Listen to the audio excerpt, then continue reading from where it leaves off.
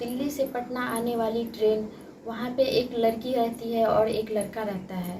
लड़की वो एसी वाली टिकट ट्रेन में बैठ जाती है और लड़का के पास स्लीपर का टिकट कटवाने जाता है, पर लड़का नहीं कट पाता है क्योंकि उसके लिए 2 महीने पहले होता है स्लीपर में टिकट कटवाने के लिए, लेकिन नहीं हो पाता है। वो जनरल का टिकट कटवा लेता है, जनरल में बैठता है, लेकिन जनरल में इतनी भीड़ रहती है कि वो बैठ नहीं पाता है। वो क्या करता है, जाता है और सीधे भागी दौड़ी में वो एसी वाली ट्रेन में घुस जाता है। उसमें भी काफ़ी ज़्यादा भीड़ होती है क्योंकि होली का टाइम रहता है, लोग उसमें ज़्यादा लोग अपने घर आते रहते हैं। उसी दौरान वो लड़की जिसमें बैठी रहती है, वो डब्बे उस सीट पे बैठी रहती है, वो सीट आधा खाली रहता है क्योंकि वो पैर मोड़ के सोई रहती है। वो लड़का जाते ही उस पर बैठ जाता है। बैठने के बाद वो लड़की की पैर टच होती है, वो लड़की उठ जाती है और देखती है कि ये लड़का वही जिसको मैंने 10 साल पहले देखी थी। वो लड़की आईएएस बन गई रहती है और वो लड़का गरीब रहता है, एकदम फटा पुराना कपड़ा पहना रहता है।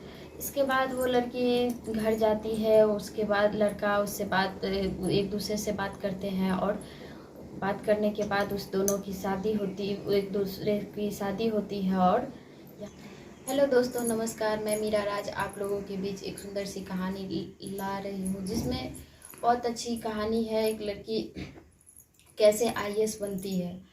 तो चलिए स्टार्ट करते हैं। और ये चैनल, इस चैनल पे आप नए हैं तो इस चैनल को आप लाइक करेंगे, सब्सक्राइब करेंगे। तो चलिए स्टार्ट करते हैं। एक प्रियंका नाम की लड़की होती है, वो स्टेशन पे रहती है, दिल्ली के स्टेशन पे बैठी रहती है और वहाँ पे एक ट्रेन आती है दिल्ली में और वहाँ पे बैठ जाती है। वो लड़का एक होता है जो टिकट करवाने के लिए, स्लीपर का टिकट करवाने के लिए जाता है। प्रिंस नाम का लड़का होता है, लेकिन उसका टिकट नहीं कट पाता है क्योंकि इस स्लीपर का कटवाने के लिए आपको पहले ही टिकट 2 महीने पहले ही कटवाना होता है, लेकिन उसका नहीं कट पाता है। तो वो ट्रेन जैसे ही आती है उसमें बैठने की कोशिश करता है, लेकिन जनरल में जाता है, बैठने की कोशिश करता है। इतनी भीड़ होती है कि उसे वो धक्के मार के बाहर निकल जाता है। उसके बाद स्लीपर में भी जाता है, ऐसे ही होता है क्योंकि होली का टाइम होता है, लोग काफ़ी उसमें आते जाते रहते हैं। इतनी भीड़ होती है, सब अपने घर में आने के लिए सब एक्टिव रहते हैं, एक्साइटेड रहते हैं, वो आने के लिए रहते हैं। तो वो क्या करते हैं, वो भी फिर से भागा दौड़ी में वो अचानक सा वो एसी वाले डिब्बे में घुस जाते हैं। उसमें भी भीड़ रहती है, लेकिन फिर भी उसमें थोड़ी कम रहती है। एक सीट होता है जहाँ थोड़ी सी खाली होती है, एक लड़की लेटी रहती है, लेकिन उसका पैर जो है सो मुड़ा हुआ रहता है, तो जगह रहती है। तो वो लड़का प्रिंस जाता है, वहाँ पर बैठता है। जैसे ही बैठता है तो लड़की का पैर प्रियंका का टच हो जाता है। टच होने के बाद वो जैसे ही उठती है तो देखता है कि ये लड़का है। वो कुछ नहीं बोलती, तो एक दूसरे को करीब 10 मिनट 15 मिनट तक निहारती रहती है। उसके बाद वो लड़की कहती है, आप प्रिंस तो नहीं? तो वो लड़का भी कहना चाहता है कि आप प्रियंका तो नहीं, लेकिन वो लड़का कुछ नहीं बोलता है। इसके मन में डर होता है कि कहीं ये नहीं रही तो पता नहीं क्या होगा। फिर उसके बाद कुछ देर के बाद वो लड़की बोल देती है, वो लड़का कि आप प्रिंस हो? तो वो लड़का बोलता है हाँ। तो फिर से वो लड़का बोलता है कि आप प्रियंका तो नहीं? तो बोलते हैं हाँ, क्योंकि ये दोनों 10 साल पहले मिले होते हैं। 10th क्लास के बाद ये दोनों एक दूसरे से बिखर गए होते हैं। तो ऐसे ही ये दोनों बात करते करते आपस में ही बात करते रहते हैं। बात करते करते वो अपने घर पे पहुंच जाते हैं। जैसे ही दिल्ली से दरभंगा आती है तो वहाँ पे दोनों अपने घर के लिए निकलने के से पहले वो लोग सोचते हैं, क्योंकि ट्रेन में कुछ खाए पिए नहीं होते, अपने बातों में इतने व्यस्त हो जाते हैं कि इन दोनों को कुछ पता ही नहीं चलता है सफ़र क्या होती है।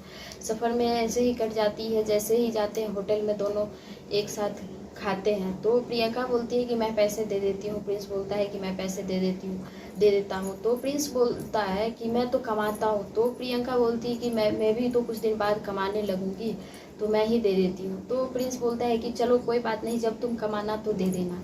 उसके बाद प्रियंका पूछती है कि जो तुम्हारी एक दोस्त थी मंजू, तुम्हारी जो बहन मंजू थी, वो कहाँ है? तो बोलती है उसकी शादी हो गई है, वो अपने ससुराल चली गई है। तो बोलती है क्या मुझे नंबर मिल सकता है? तो बोलते हैं कि हाँ क्यों नहीं। तब इसके बाद प्रिंस प्रियंका को नंबर देते हैं। नंबर देने के तो प्रियंका उसी टाइम में फ़ोन लगाने लगती है। तो प्रिंस बोलते हैं कि नहीं, फ़ोन नहीं लगाओ, क्योंकि हमारे ज़मीन विवाद में हम दोनों के बीच कुछ अनबन हो गई है, इसीलिए उन्हें अच्छा नहीं लगेगा। इसीलिए वो प्रियंका उस टाइम में फ़ोन नहीं करती। वो दोनों वहाँ से अपने अपने घर पहुँच जाते हैं। घर पहुँचते ही प्रियंका मंजू को कॉल करती है। मंजू को कॉल करने के बाद मंजू रिसीव करती है और पूछती है हाँ कैसी है। तो बोलती है ठीक है। मंजू पहचान गई होती है कि यही लड़की प्रियंका मेरी दोस्त है, क्योंकि मंजू उसको याद रहता है। तो उसके बाद वो कहती है चलो क्या सब चल रहा है। और वो जो निधि होती है उससे बोलती है कि हाँ बात होती है तेरी। मंजू पूछती है तो बोलती है हाँ निधि से तो मेरी हमेशा बात होती रहती है, मैं हमेशा उससे काफ़ी बातचीत भी होती है और आपस में आन जान भी रहता है। तो बोलती है चलो ठीक है।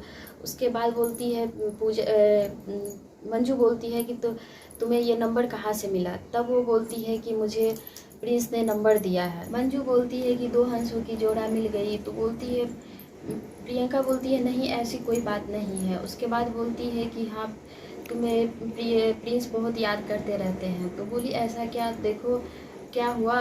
प्रियंका बोलती है तो बोलती है हाँ मेरे शादी में तेरा बहुत याद करते थे, तेरे को बहुत नाम ले रहे थे, दारू पी करके तेरे से बहुत तेरे बारे में डिस्कस कर रहे थे कि वो इसके वजह से मेरा ये हो गया, ज़िंदगी बर्बाद हो गया। तो प्रियंका को बड़ी आश्चर्य हुआ कि मेरे बारे में ऐसा क्यों बोला, मैंने तो उसका कुछ नहीं किया। तो उसके बाद वो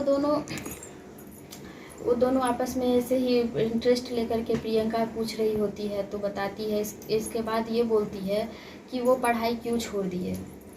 प्रियंका पूछती है मंजू से कि प्रिंस पढ़ाई क्यों छोड़ दिया। तो वो बोलती है कि तुम्हारे कारण ही उसकी पढ़ाई छूट गई। तो बहुत आश्चर्य करती है प्रियंका कि मैंने ऐसा कुछ भी नहीं किया। तो बोलते हैं कि हाँ उसने प्रिंस तुमको लाइक करते थे, तुम्हें पसंद करते थे।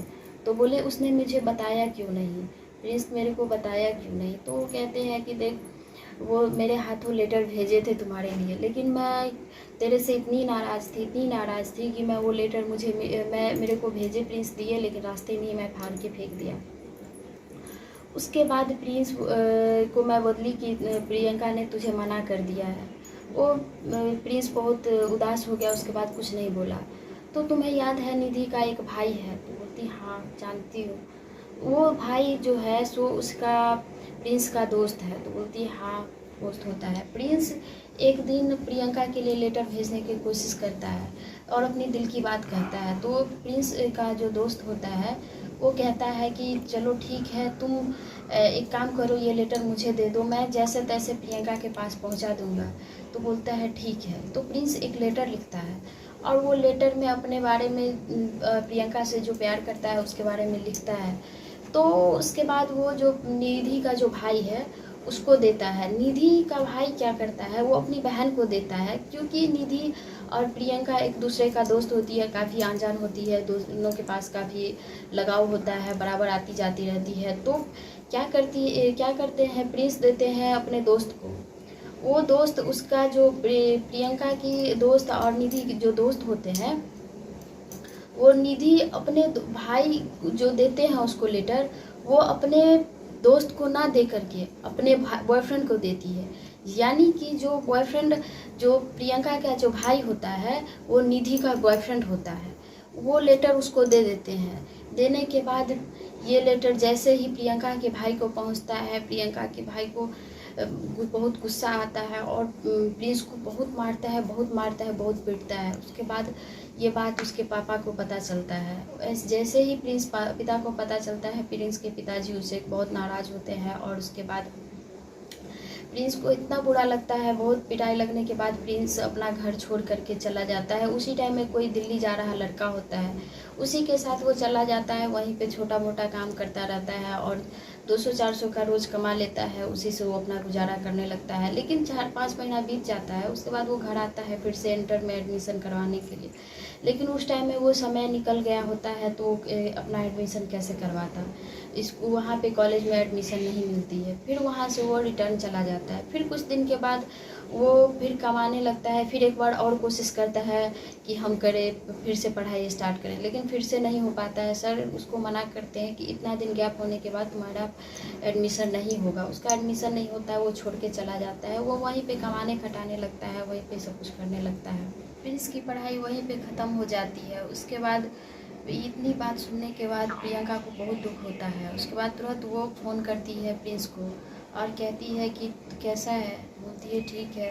तो बताता है कि तू मुझे पसंद करता था। तो बोलता है नहीं ऐसा कुछ नहीं है, तूने अपना पढ़ाई क्यों छोड़ा।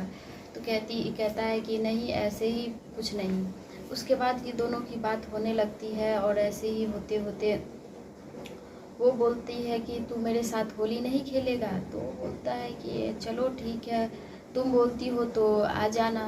तो जैसे ही एक जगह डिसाइड करते हैं ये दोनों और जाते हैं वहाँ पे होली खेलते एक दूसरे से। रंग खेलने के बाद ये दोनों एक दूसरे को पहले से 10 साल पहले से ही एक दूसरे को पसंद करते थे, पर एक दूसरे को बोल नहीं पाते हैं। उसके बाद कुछ दिन के बाद वो प्रियंका को घर जाने अपने कॉलेज जाने का टाइम होता है, क्योंकि उसका यूपीएससी का एग्ज़ाम क्लियर हो गया होता है। तो उसको बुलाता है, तो प्रिंस को बोलता है कि चलो तुम भी वहाँ पे। तो बोलता है कि नहीं, मैं तो अभी आया हूँ, मैं 2 महीने घर पे रहूँगा, उसके बाद ही जाऊँगा दिल्ली। तो कहती है कि नहीं चलो, तुम नहीं जाओगे तो मैं नहीं जाऊँगी, तुम्हारे बिना मुझे अच्छा नहीं लगेगा।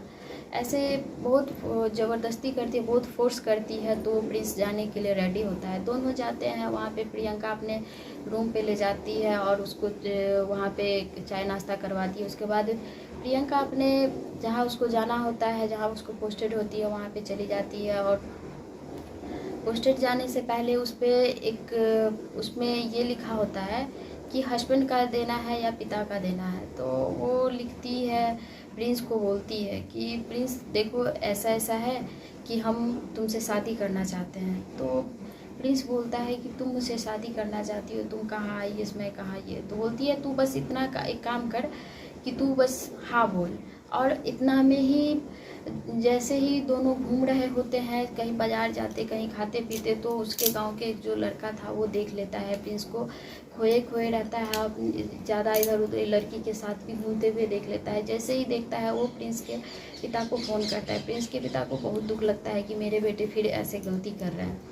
तो उसके बाद प्रिंस को उसके पिता फ़ोन करते हैं, प्रिंस के पिता, और कहते हैं कि तू फिर बेटा गलती कर रहा है, ऐसा गलती तू नहीं करना। उसके बाद उसके पिताजी एक गांव में ही एक लड़की देखते हैं और उसकी शादी करा बोलता है जब भी तू आएगा तेरा शादी हम करवा देंगे। तो प्रिंस कहता है पापा ऐसा कुछ नहीं है। उसके बाद प्रिंस भी प्रियंका के कहते हैं कि देख प्रियंका, मेरे घर में भी ऐसे ऐसे बात हो रही है। तो प्रियंका बोलती है कि चल एक काम कर, तू अपने पिता से बोल दे, और पिता को बोलेंगे तो ज़्यादा बात फैल जाएगी, तेरे पापा तेरे डांटेंगे। तो एक काम कर, तू अपने घर में अपनी मम्मी को बोल दे कि मैंने शादी कर लिया है। तो प्रिंस इतना नहीं बोलता है और दोनों जा कर के पहले शादी करता है और उसके साथ साथ कोर्ट में भी शादी करता है। और प्रियंका वो कोर्ट मैरिज वाला ला करके वो वहाँ पे लगा देता है। प्रिंस अपनी माँ को बोलता है कि माँ ने मैंने शादी कर लिया है, तुझे लड़की देखने की कोई ज़रूरत नहीं है। तू मेरे वो भी पूछती है उसकी माँ क्या है नहीं है, तो बताती है कि माँ तेरी बहू IAS है। ये बात उसकी मम्मी को कुछ दिन रहती है, लेकिन उसके बाद वो धीरे धीरे सबको बताना स्टार्ट करती है, क्योंकि IAS बहुत बड़ी बात होती है। क्योंकि प्रिंस गरीब परिवार से होता है और गरीब भी होता है, और जो वो IAS वाली बात उसकी माँ को हजम नहीं होती है। वो धीरे धीरे सबको बोलने लगती है, गांव में धीरे धीरे फैल जाती है।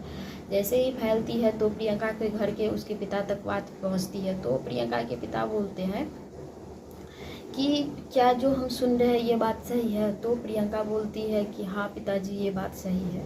तो प्रियंका के पिताजी भी मजबूर थे, क्योंकि प्रियंका IAS बन चुकी थी, प्रियंका अपने मंजिल पर पहुंच चुकी थी। और प्रियंका के पिता अगर और कुछ उनके पिता के मन में थोड़ा सा तकलीफ हुआ कि मैंने अपने बेटी को इतना कुछ किया, फिर भी मेरी बेटी मेरे खिलाफ जा रही है, लेकिन फिर भी वो क्या सोचते, इससे पहले कुछ सोचते, वो प्रियंका कुछ और कदम उठाते। इससे पहले उसके पिताजी भी राजी हो गए और उसके बाद प्रियंका को भी खुशी में ही उसकी शादी कर दी है। जो उसकी खुशी थी उसी में शादी कर दिया और दोनों को अच्छे से उनकी जीवन अच्छे से कटने लगी और दोनों परिवार एक हो गए।